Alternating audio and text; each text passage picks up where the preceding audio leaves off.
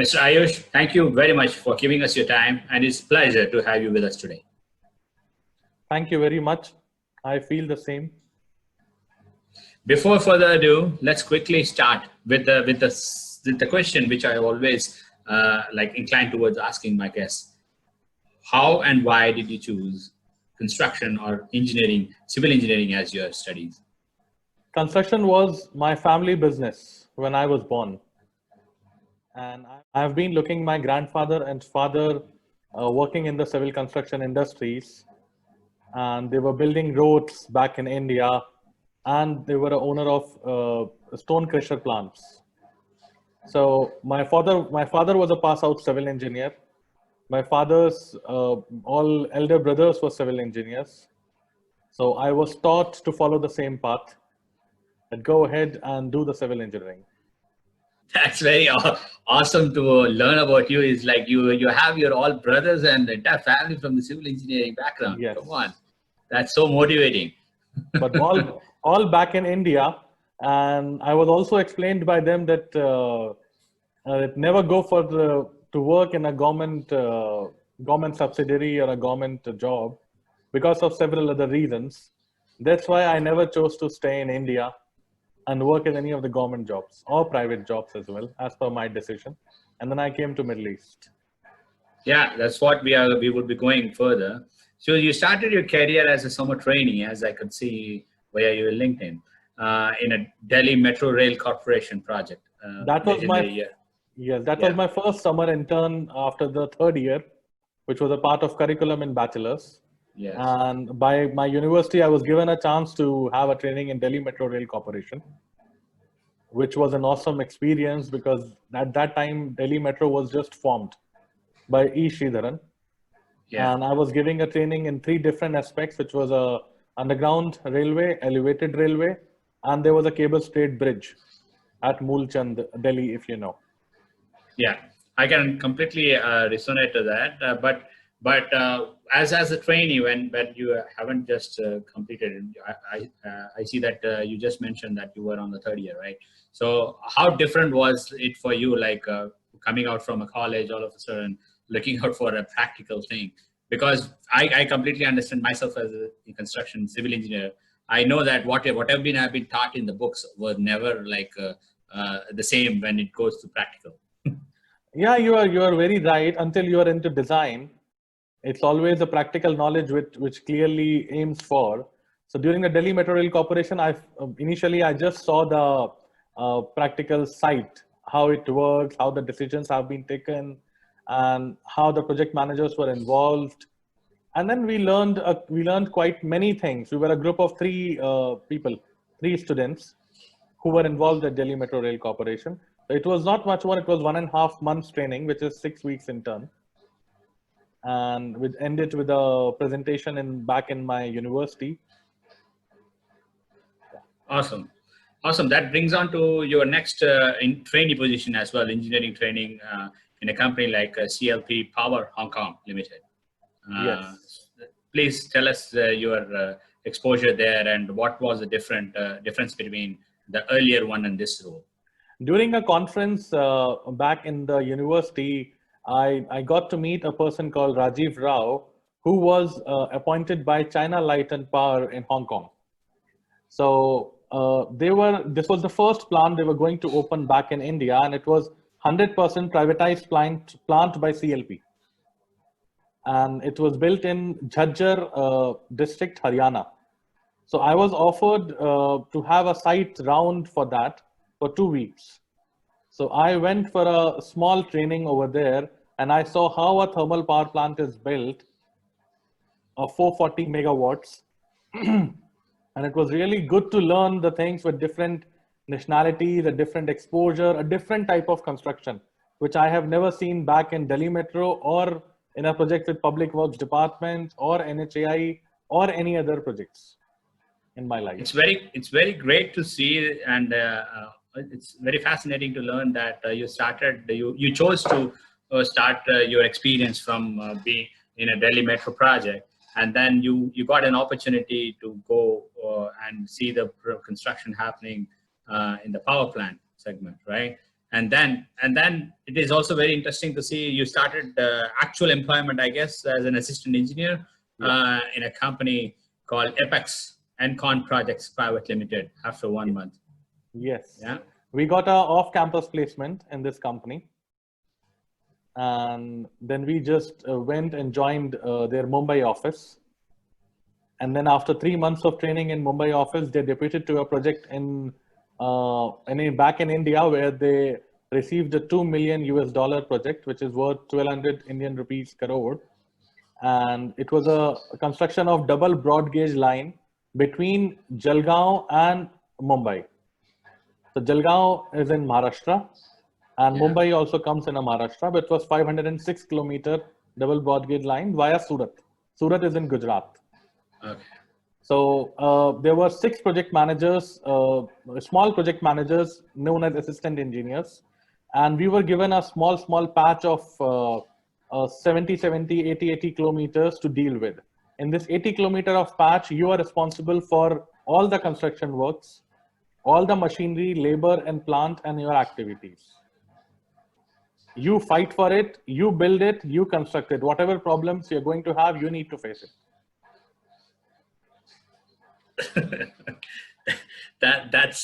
That's pretty much the life of every engineer here, I must say here. So you have been like given or awarded one particular area, and that's you are everything for that particular area.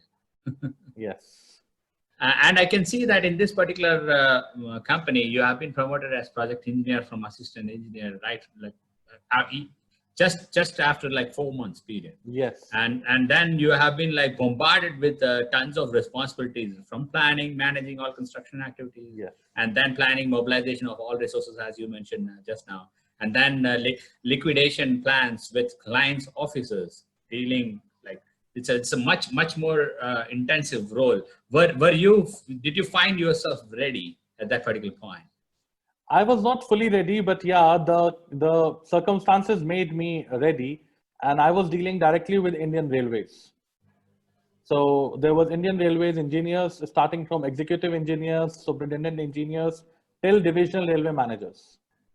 So I was all reporting to them. They were coming on a daily basis, report with me and about the construction works and everything. And there were many instances, and I would like to share one of the instance where there was a failure from my end, but I fought back and I won. Awesome. That our viewers and myself is very inclined towards. Please go ahead. What happened that in my 80 kilometer stretch, there was a stone crusher plant, which I was given to take care of. So we used to produce the ballast, which is laid below the railway tracks to absorb the noise and the vibrations of when the train is running. So we were doing this ballast production. So we need to have blasting in the ground, in the earth, to have this solid stones. So there was a blasting patterns which we used to follow. But at one point of time, we already reached around 20-21 meters, and we were not able to find the rock. So we moved to some other areas with the government permissions, and we did the drilling with the blasting materials. And when we carried out the blast, there were around 26 villages in the circumference. And there were water wells back at that time in India, if you remember water wells. Yes. And when we took the blast, the water ran away from the wells. Ah. And all of these villages filed a police complaint against me and the company. Of course, they left you only with the police complaint. Thank God. So one day the police came and seized the stone crusher, and they took me back to the police station, where I explained them everything, and I was given a bail next day by my company. Then I was looking forward to sort out the issue, and I have to take a risk. So I decided with my team that we will do a blast again at the same locations. And we did a blast again, and the water came back. That's a miracle thing, I guess. Yeah. Sometimes you need to take risk to get its rewards, maybe. Yes. Yeah. And construction business is all about risk. If you don't take risk, you don't print money. Definitely. That's That's one of the vital learnings which Yeah. I think we can all learn from your journey, early journey, as soon as you have graduated, right? So you were there almost like 18 months with them, and Yeah, then 1.5 what years. changed? Yeah, so what changed your mind, and how did you get placed as a senior office engineer in Al-Naboda construction group? Suddenly, I was back to Bombay for a corporate meeting, and I got a email from Al-Naboda UAE that they want to have an interview with me on a Skype interview. And first, I thought that this could be a fake email, which I'm having in my inbox. So I asked them several questions, and they replied, "Okay, we are going to call you from landline. We will confirm you. You can check back Saeed and Mohammed Al-Naboda group."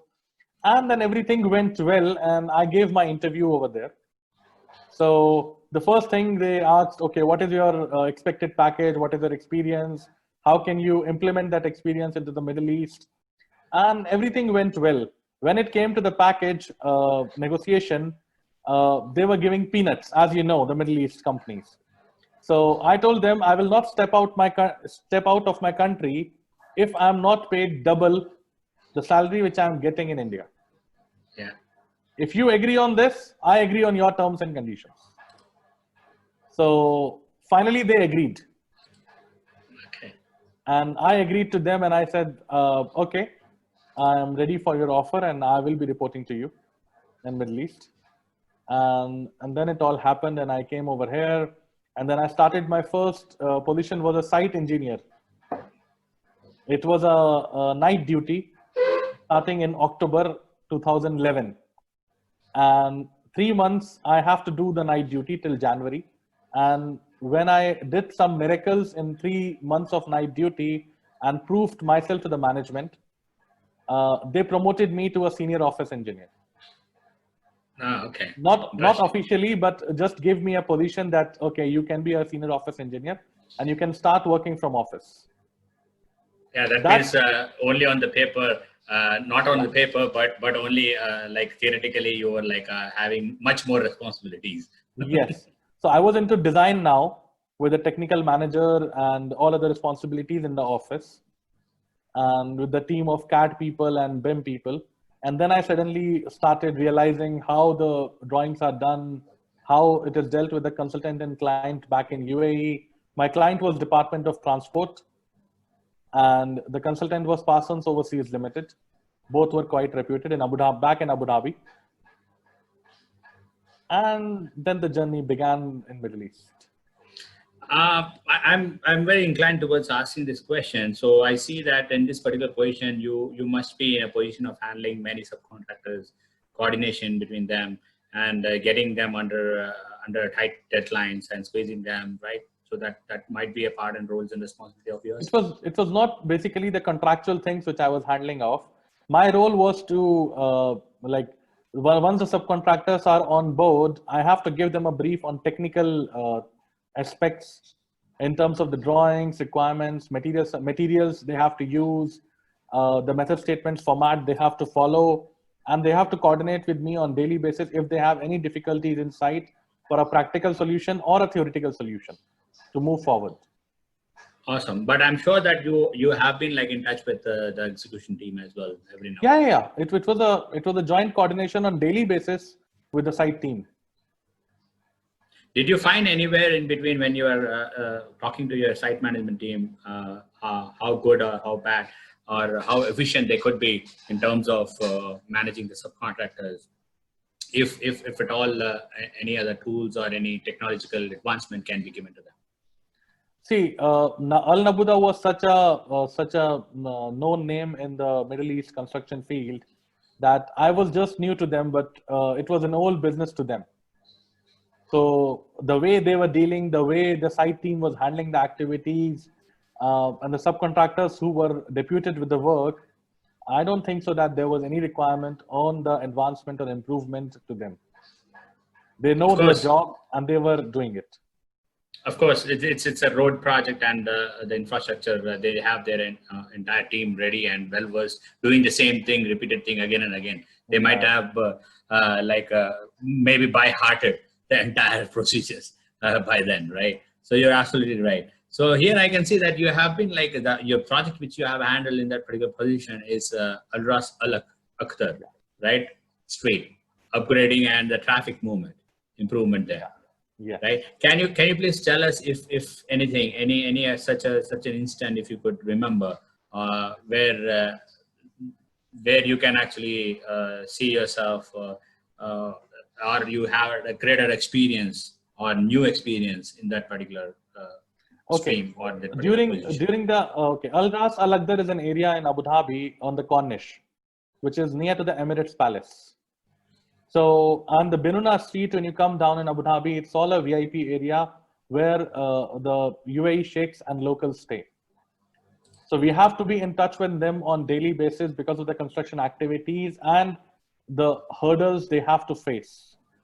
So I went on several meetings with the President Office and Emirates Palace Office to coordinate with them and to give them their free access to discuss all the plans, traffic diversions, how the implementation will be, how we are going to accommodate when the tourist flow will come.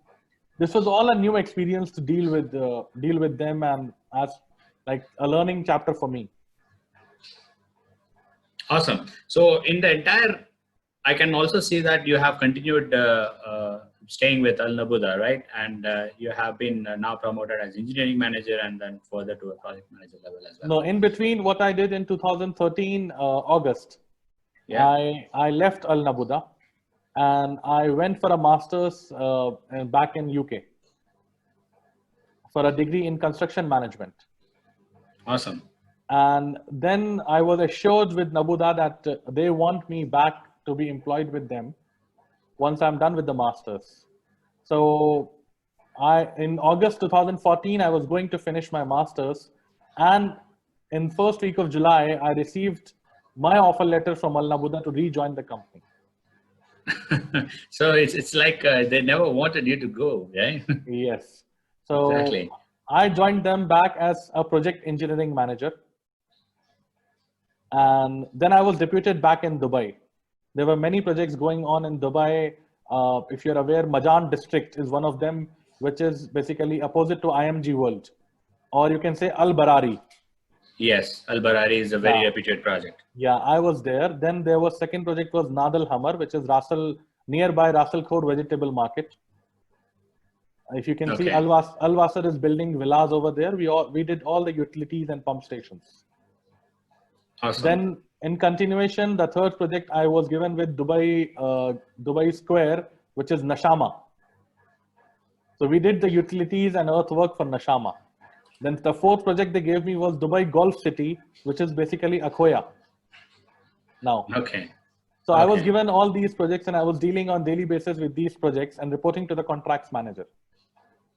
Awesome. So you were handling in terms of engineering respect, right? So you were handling the designing aspect as well, if I'm not wrong. Yes. Design. See, in the contractor's point of view, the design aspect is somewhat to like enhance the design which has been issued by the consultant. So that it can be well understood by the site team to implement it at the site. Awesome. Understood. Very clear. So did you find anywhere in between during your particular position in this particular company where you found it very difficult to make your team understand about anything, or it was like they were like all know what they were doing? Not in these projects. These projects were quite comfortable to all of us because everybody was doing the job they know all about and they were dealing with us in a very confident manner. But after these 4 projects, if you can see, I was moved to another position as engineering manager. Yeah. And one more level up, I was upgraded. And then I was moved to a division back in Abu Dhabi, where the company was dealing the projects with UAE Armed Forces. Okay. And they were all confidential projects. I cannot name any of the projects, but they were all design and build projects, which Naboda has not really faced the design and build construction. Here, the contractor will hire the design consultant, and we will start with the scratch with the geotechnical investigation and the California bearing ratio value of the soil, and then the design of the foundations, and then the design of the air bases. So I was involved in the construction, design and construction of the air bases at different 5 locations. And it was from scratch till the handing over to the armed forces, which was difficult to explain to all of my colleagues and everybody, because it was a different dealing with them, with the military, and military was a client for the first time. And I'm sure that you had to add that confidentiality going Yes. on, right? Yes. And I see that you have also been deployed in the Dubai Creek Harbor, CUP1. Yeah, in 2018, and I was again called back when the project was slowing down in Abu Dhabi. So I was called back in DCH Cup 1, which is the longest tower is coming over in Dubai, which is 1.6 kilometers long. You must have heard about it. Yes. The tallest one. And right now, the construction is put on hold, I believe. So Naboda was awarded with the utility and infrastructure works for that project. It's on Ras Al Khor Road. Okay. And you can see the virtual models and everything placed in Dubai Mall. If you can remember that. So Yeah. I was working as an engineering manager over there. And then the project manager whom I was reporting, he left to his home country. And I was promoted to the project manager position by Naboda to deal with that project. And in February 2019, I received my another offer from my next phase of the journey employer, Scientechnic, which is the Isa Saleh Al Ghurb division. Yeah, before jumping into that position, I have a couple of questions, which is like till that particular moment, on a bird's eye perspective, which I call. If you would like to change anything from the past, what that would be, or everything was perfectly fine, you don't want to change? I think everything was perfectly fine. I don't want to change anything. Everything was working as per the plan. Exactly. That's what I pretty much got the glimpse of. So how is your managerial position was different from your early positions of in trainee or as well as the engineer position? It is quite different. Like managerial position is like I was at one point of time I was managing a team of 52 employees, and at the position of the engineering I was being managed by a project manager or a construction manager or a site agent at different levels, where I was on a very junior level at intern or an engineer.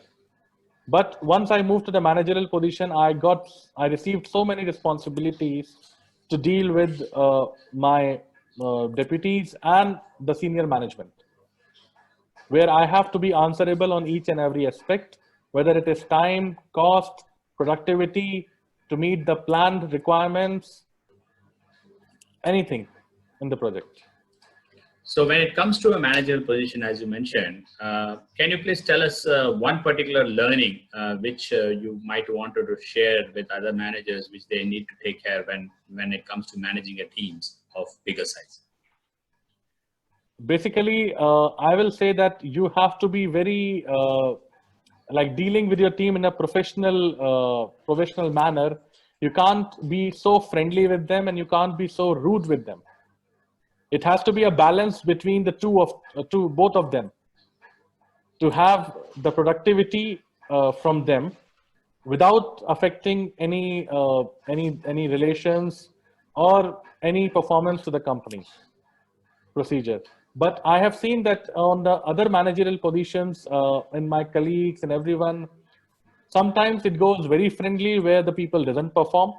Sometimes it goes very rude that they don't want to perform. So there is a thin line between both of them. Yes, so we need to create that balance. And of course, manager needs to provide a motivation with time to time to his team, and also the leading abilities. You can say that team playing activities together. So till now, when I have my team, I keep my team intact. I take them on a lunch every month, and we do some team playing. I take them for a movie all together, or there are small celebrations, whatever milestones we can we can make ourselves like 30%, 50%, whatever. We just do it for everyone's happiness. Where did you actually learn these techniques or these principles needs to be laid? Or are you preparing yourself? Have you been preparing yourself for the managerial position right from the beginning of your career, or how it goes? When I left in 2013 in Naboda, I was managing a project with closing a closeout of that project, which is Al-Naboda, and I was dealing with the general manager directly. And I was exposed to the client directly because it was 2 years involved in that project. So I requested for a managerial position from them. But due to my experience and my credentials, education credentials, they didn't offer me that position. So I was getting ready for that position since that day. That's why I chose the project management and construction management education, and now I'm here. So you, to put it in another way, you have been always like making yourself ready for what you want to be, right? So that's other way of putting it. What would be your specific experience with the paperwork in the construction industry overall, your entire journey? You have to be very particular about the paperwork, very particular. Like each and every instance has to be recorded with a letter, with a claim, with a time claim, with a cost claim, any absence of the bill of quantity item, any item which is additional in the drawing, coming onto your document control system.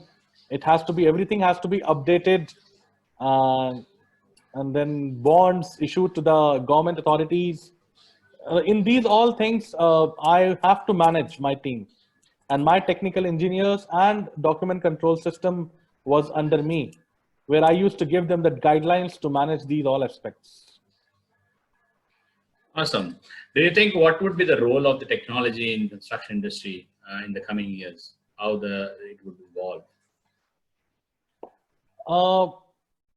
Construction technology is updating on a daily basis, but I think in Middle East, as you are well aware, Middle East is already ahead in these technologies. And if you speak about the road and infrastructure utility jobs, there is nothing new which is coming up. It's all that the old laying of water lines, storm water lines, or sewerage networks or telecom networks. It's all the same work which we have to do. The road works has to be with the paving. So I don't think that there is any new technology which is added. We are already in the advancement stage and ahead of the world. Awesome. Coming back to your career now. So now after your magnificent role there in Al-Naboda group, you have chosen to finally leave them and join as a technical manager in Scientechnic, right? Yeah. Tell us your role about that, and how different was this particular role to you, and how you were enjoying this, and what made you leave Al-Naboda? What made you leave Al-Naboda is a very difficult question for me to answer, and I would like to keep it confidential. But moving on ahead with the career, this company was particularly chosen by me because this was a mix of civil works and the information technology, which is going to be the future from now onwards. So when you say that the mix of civil and information technology, can you please a little more elaborate about the company? Okay, Scientechnic is such a company who works on the traffic signal works in Dubai, and they are a partnership with Siemens. So they are working a mix of civil engineering and information technology, which implies to the fiber optic communication and electrical networks with the civil works. So awesome. you mix all of them and you get a product. Seems very exciting. Yes. So that made up your mind, and you have been with them from quite some time now, almost like more than 1.5 years. Yes. And how is this particular role different from all other roles you have been in the past? See, the role is almost the same, but the projects are different, are quite different, and I have to learn a lot about the fiber optic networks, the communication networks, the electrical networks, which I have never dealt in my previous companies. So this was something new, challenging for me, which I have already overcome. And I have learned a lot from this, a lot from my colleagues, from the engineer, from the client, and I feel that still every day is a new chapter for me. Every day is a learning. Yeah, Every day. absolutely. So before we close, Mr. Ayush, our webinar today, any last thoughts which you would like to share with our viewers, our fellow engineers, from your experience, which might help them in their career? See, I just wanted to say one thing that, like, I phrase civil engineering for me in one sentence, which is a very simple sentence, and civil engineers should respect on that. Civil engineering is the art of directing the great sources of power in the nature, available power in the nature, for the use and convenience of the human beings. That's an awesome statement you have just made it. And I guess that this might be inspiring for many, many more engineers, budding engineers yet to come. Mr. Ayush, thank you very much once again for your time. We wish you all the very best in your future assignments. Hello, my dear fellow engineers. We just saw a story of another diversified engineer who started his career back in Delhi metro station and all the way came down here to the Gulf region, and has actually directed and played his part in completing many more great structures around us. We surely have many more such stories yet to come. Thank you.